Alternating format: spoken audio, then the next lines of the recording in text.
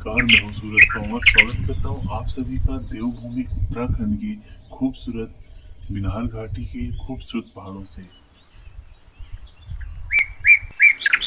आज हमारी गाय को ब्याए हुए 9 दिन हो चुके हैं और हम आज अपने गाय का शुद्धिकरण या कि जैसे स्थानीय भाषा में कहते हैं कि दिए लगाना। तो हमें दिए लगाने के लिए 8वें दिन में ही दूध रखना पड़ता है और दूध भी नहा के निकालना पड़ता है और गाय को भी नहलानी पड़ती है। 9वें दिन भी यही प्रोसीजर रहता है कि सुबह उठ के पहले नहाना पड़ता है और गाय को भी नहलाना पड़ता है, फिर दूध निकाला जाता है।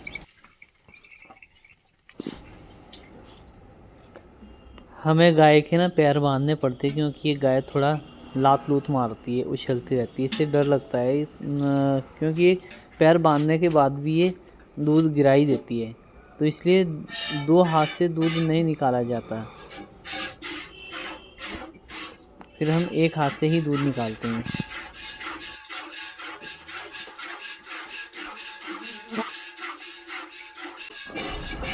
बहुत सावधानी से दूध निकालना पड़ता है क्योंकि गाय उछलती है, थोड़ी तेज मिजाज की है। डर भी लग रहा है कहीं दूध गिरा ना दे, इसलिए हम 1 हाथ से ही दूध निकालते हैं और साथ में एक जग रखते हैं। जग में दूध निकालते रहते हैं और फिर डिब्बे में डालते रहते हैं ताकि ये दूध ना गिरा दे, क्योंकि ये लात मार के डिब्बा ना गिरा देती है। ये बछड़ा भी परेशान कर रहा है बार बार।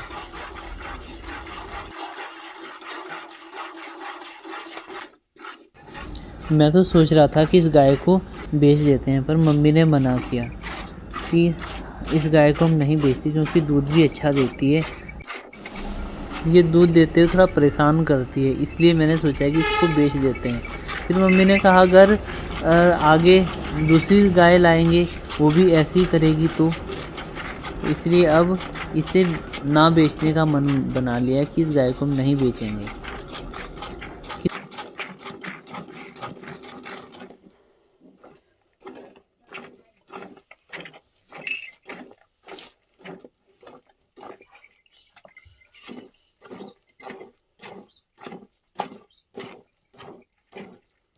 भर गया हमारा 4 किलो का डब्बा।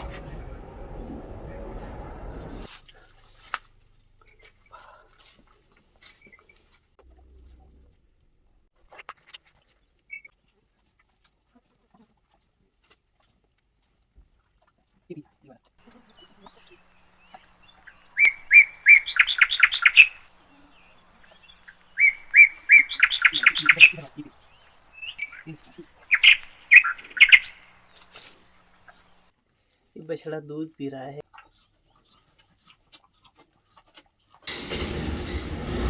देखो ये बन रही है मट्ठा।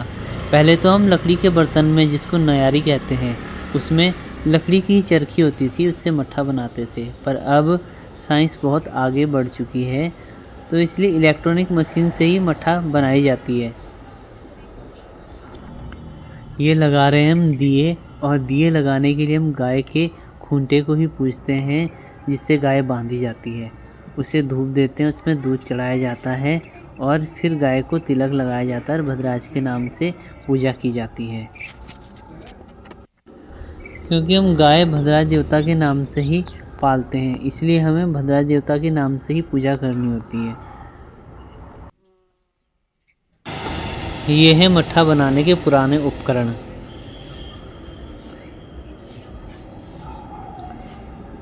ये जो सामने दिख रही है इसको चरखी कहते हैं।